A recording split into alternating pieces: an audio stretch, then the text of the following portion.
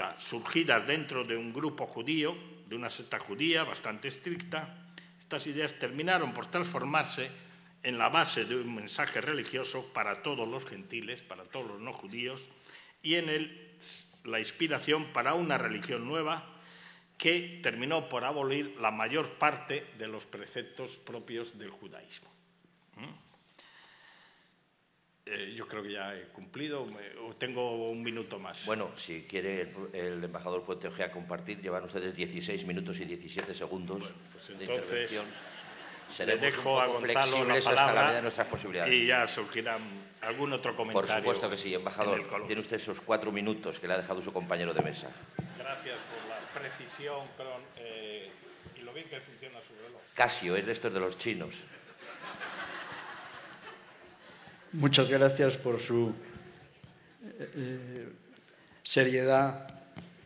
en cuanto al cómputo del tiempo. En primer lugar, quiero agradecer muy sinceramente que por primera vez en el curso de mi existencia pueda venir a una universidad católica de alto rango a debatir sobre lo que constituye para esta universidad una de las razones de existir. Es realmente un hecho ejemplar y repito mi gratitud y al mismo tiempo felicito a los rectores de esta universidad por este gesto que me gustaría que pudieran extenderse a otras universidades o centros docentes de inspiración eclesiástica. Yo les voy a hablar, después de la magistral introducción que ha hecho el profesor don Ramón Teja,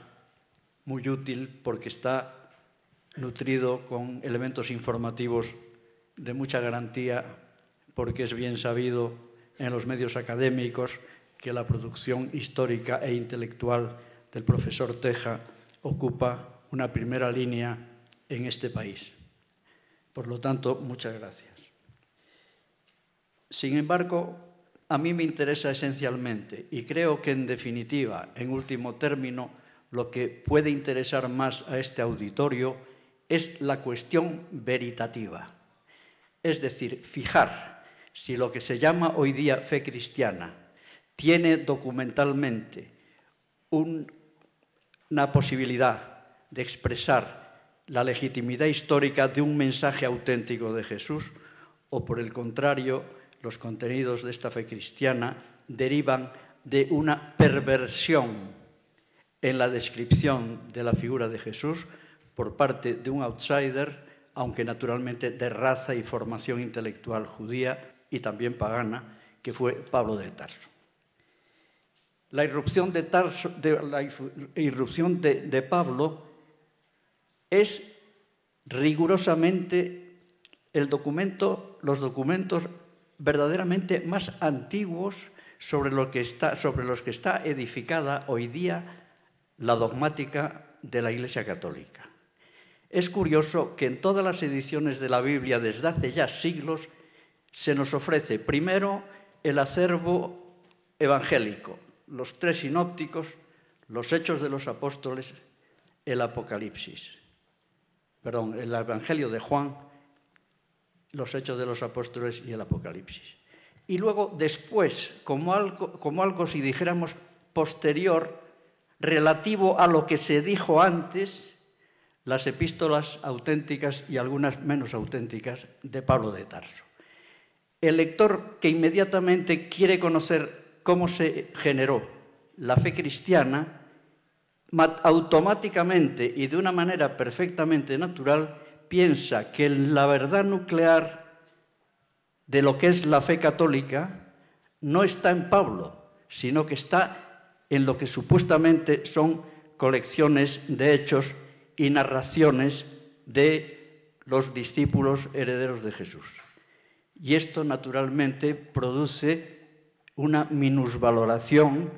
una tergiversación del peso decisivo que tuvo